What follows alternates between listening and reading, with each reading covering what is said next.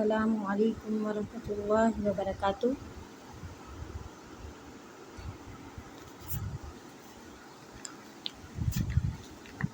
سبق کا آغاز کرنے سے پہلے اچھی بات اللہ تبارک و تعالیٰ سے باتیں کرنے کی عادت ڈالیں۔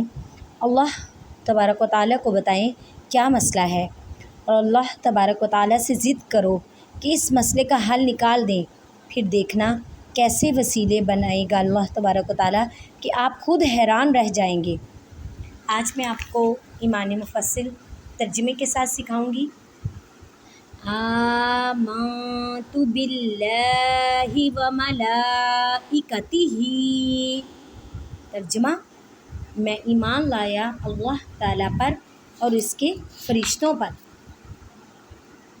وکتبہ ورسلہ والیوم الآخر والقدر خیرہ وشرہ من اللہ تعالی والبعث بعد الموت، اس کی کتابوں پر، اس کے رسولوں پر اور آخرت کے دن پر اور اچھی اور بری تقدیر پر کہ وہ اللہ تعالیٰ کی طرف سے ہے اور مرنے کے بعد دوبارہ جی اٹھنے پر۔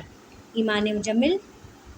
آمنت باللہ کما ہوا باسمائہ وصفاتہ وقبلت، میں ایمان لایا اللہ تعالیٰ پر جیسا کہ وہ اپنے ناموں اور صفتوں کے ساتھ ہے، جمیع احکامہ اقرار باللسان وتصدیق بالقلب، ترجمہ اور میں نے اس کے تمام احکامات قبول کر لیے اور میں اس کا زبان سے اقرار کرتا ہوں اور دل سے اقرار کرتا ہوں۔ جزاک اللہ۔